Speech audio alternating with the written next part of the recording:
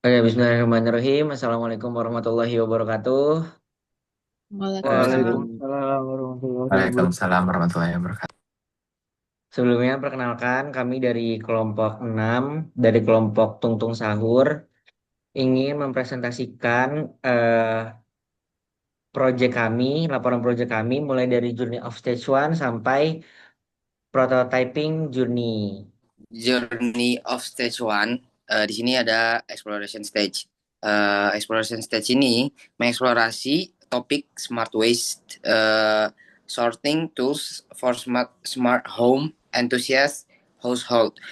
Kami memilih topik tersebut karena banyaknya kami menemukan masalah terkait sampah yang cukup beragam, mulai dari penumpukan sampah, kurangnya pemahaman masyarakat dalam memilih jenis sampah, hingga munculnya bau tidak sedap dari sampah organik. Juga di sini di Exploration Stage Journey ini kami memiliki 3 cara interview. Pertama ada persona canvas, kedua ada empathy map canvas, ketiga ada job to be done. Persona canvas ini kita wawancarai user. Selanjutnya ada empathy map ini, dan juga terakhir ada jobs to be done. Oke, next.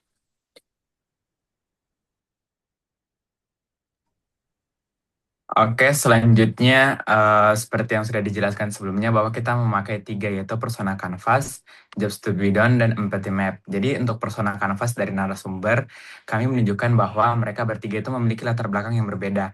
Tetapi semuanya itu sudah menggunakan perangkat smartphone untuk mempermudah pekerjaan sehari-hari mereka. Tiga narasumber kami itu untuk conclusion dari stage 1 yaitu pada tahapan kali ini tuh menunjukkan bahwasannya Ya, di sini ada Journey of Stage 2, di sini ada Nominal Group Technique, ada Brainwriting Canvas, Affinity Diagram, dan Six Thinking Hat. Next.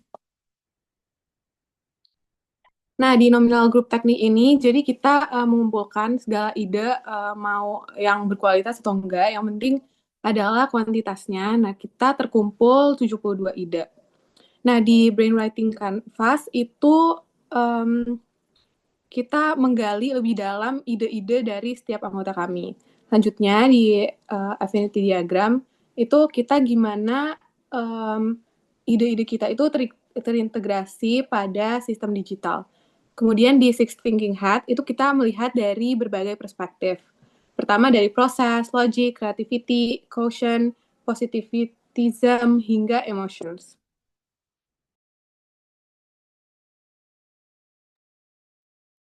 Nah, jadi pada tahap kedua ini kami menyimpulkan bahwa solusi yang paling relevan untuk permasalahan yang kami temukan adalah dengan membuat tempat sampah pintar. Berdasarkan hasil wawancara, kami menemukan bahwa banyak orang memiliki kebiasaan buruk terkait pengelolaan sampah, malas membuang sampah atau lupa membuang sampah. Oleh karena itu, tempat sampah pintar ini dirancang untuk membantu mencegah dampak negatif dari sampah yang menumpuk, seperti gangguan kesehatan dan pencemaran lingkungan. Selain itu, tempat sampah ini juga mampu mengolah sampah menjadi pupuk sehingga tidak hanya mengurangi penumpukan sampah di TPA, tapi juga memberikan manfaat bagi lingkungan sekitar dan kesehatan masyarakat. Next.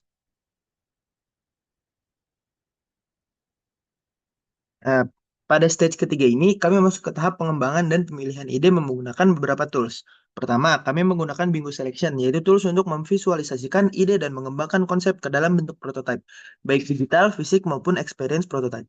Selanjutnya, kami melakukan dot voting, di mana setiap anggota kelompok memiliki kesempatan untuk memberikan suara sebanyak 12 kali. Ide-ide yang terkumpul kemudian dievaluasi berdasarkan 5 kriteria, yaitu feasibility, cost effectiveness, resource efficiency, usability, and novelty. Setelah itu, kami menggunakan scoring matrix untuk memberikan penilaian yang lebih mendalam terhadap ide-ide terpilih dari dot voting berdasarkan kriteria yang sama. Terakhir, kami menggunakan metode How Now Wow untuk mengelompokkan ide secara realistis dan memastikan bahwa solusi yang kami pilih benar-benar dapat diwujudkan dan memiliki nilai inovasi. Di Next. Matrix, kita bagi-bagi dari 3 ide itu menjadi feasibility, cost effectiveness, resource efficiency, usability, dan novelty. Nah, di sini tuh diurutin dari 1 sampai 6. bagaimana nomor 6 itu yang paling baik dibandingkan angka yang lainnya. Nah, di sini juga ada persentase, kemudian dikalikan dengan rating-rating dari yang udah dicantumkan oleh setiap anggota. Next. Di sini kita simpulkan bahwa hasil scoringnya itu yang paling tinggi adalah tempat sampah sensor.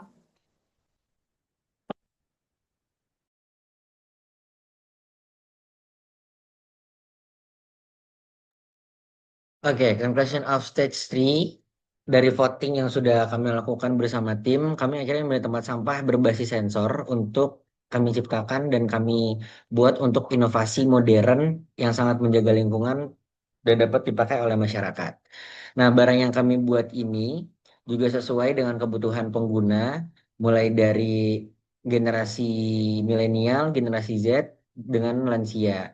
Nah, pada produk yang kami buat saat ini, kami sangat berharap dengan terciptanya inovasi tempat sampah yang kami buat, itu dapat menjadi ide yang baik dan juga berguna bagi masyarakat dan lingkungan sekitar.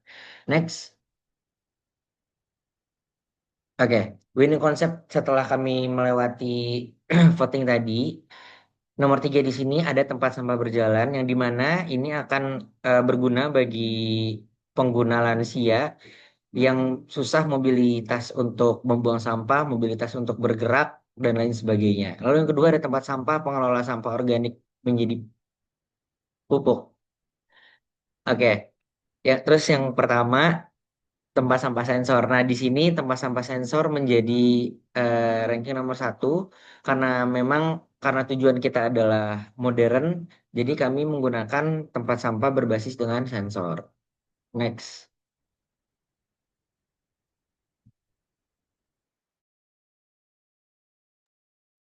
Ya, untuk proyek kami jadinya tempat sampah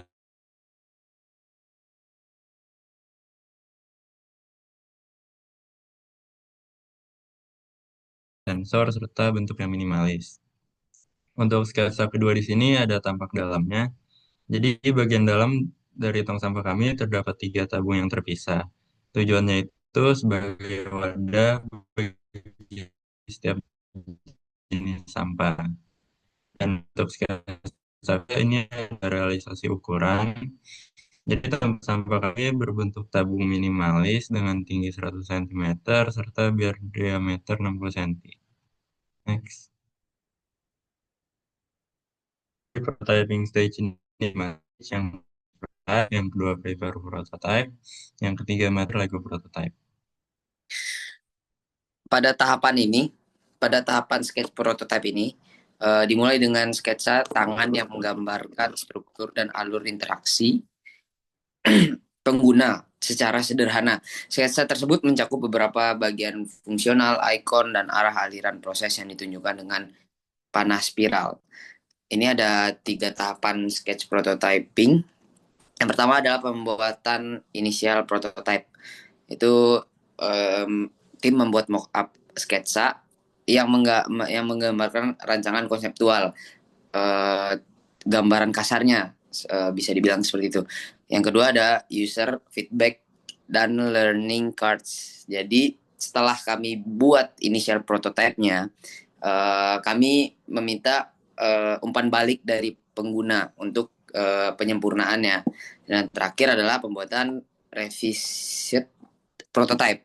Jadi kami membuat desain sketch prototype yang baru yang telah direvisi dengan beberapa umpan balik dari pengguna.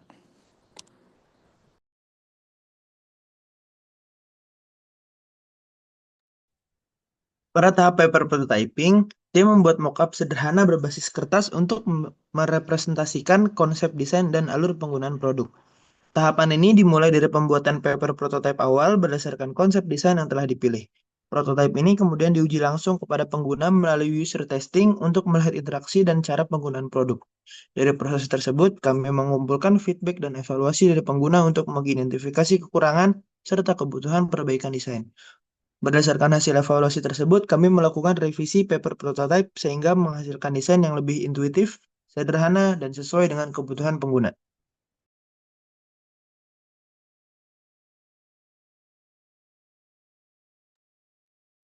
Next.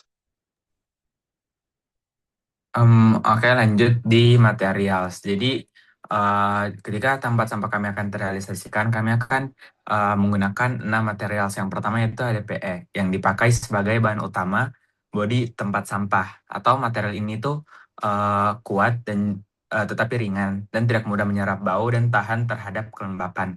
Yang kedua ada PP, digunakan untuk bagian tutup dan engsel. Bahan ini tuh lebih fleksibel dari HDPE sehingga cocok untuk bagian yang harus sering dibuka tutup.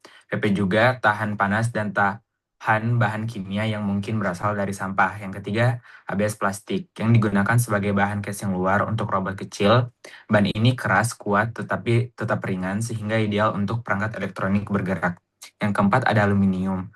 Digunakan sebagai rangka bagian dalam robot. Bahan ini tuh sangat kuat, ringan, dan tidak mudah berkarat. Karena itu aluminium cocok sebagai struktur pendukung motor dan roda serta membantu robot lebih stabil saat bergerak. Yang kelima ada polikarbonat, digunakan untuk penutup sensor dan bagian indikator LED. Material ini tuh sangat tahan benturan, tahan panas, dan bisa dibuat transparan sehingga sensor tetap aman namun tetap bisa membaca kondisi di sekitarnya. Yang terakhir atau yang keenam yaitu TPU, dipakai untuk roda robot. Material itu lentur seperti karet, memiliki cengkeraman yang baik dan tidak merusak rantai, dan juga sering digunakan pada roda perangkat elektronik seperti robot vakum. Oke, next. Oke, selanjutnya di sini ada eh, budget dari material yang kita pakai. Dan ini di tabel ini ada material-material yang kita pakai dan di sini ada estimasi harganya. Jadi biaya produk asli itu dihitung berdasarkan material yang benar-benar akan dipakai ketika produk ini diproduksi secara nyata. Tiap material dipilih sesuai kebutuhan fungsi. HDPE digunakan untuk bodi utama karena sifatnya kuat dan tahan lama. PP dipakai untuk tutup yang sering bergerak, sedangkan ABS digunakan pada casing robot kecil karena lebih kuat menahan komponen elektronik. Dan pada bagian elektroniknya, microcontroller, sensor ultrasonik, motor, dan baterai pack menjadi komponen utama yang membuat robot kecil dapat bergerak dan mendeteksi sampah. Biaya elektronik ini cukup besar karena komponen seperti motor, load cell, dan ESP32 memang mempengaruhi performa produk secara langsung.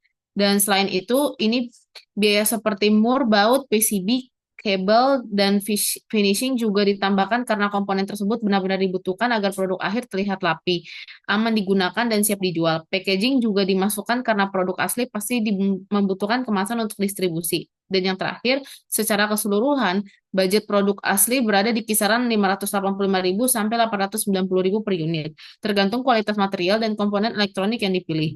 Angka ini memang masih wajar untuk produk smart home entry level. Jika nanti masuk produksi massal, biaya per unit bisa turun karena pembelian komponen dalam jumlah besar.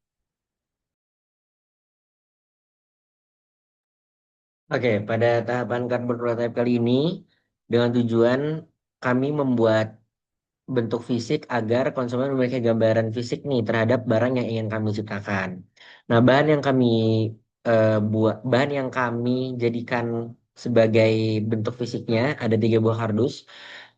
1 liter cat berwarna night blue, 1 liter cat berwarna platinum gray, dan 5 buah double tape. Nah, untuk alat-alat tersendirinya itu ada cutter dan gunting, penggaris 50 cm, lem tembak, pensil, 3 buah kuas, dan 1 liter cat metrolet. Nah, tahap perancangannya, jadi setelah kami melewati tahap prototype dengan beberapa evaluasi, selanjutnya kami itu memulai perancangan terhadap cardboard prototype ini. Nah, setiap ukuran dan dimensinya itu diperhitungkan berdasarkan pada bentuk asli alat yang akan kami buat. Kami membuat perbandingan 1:1 untuk cardboard prototype ini dengan mendetailkan setiap ukuran, fungsi, dan bentuknya. Next.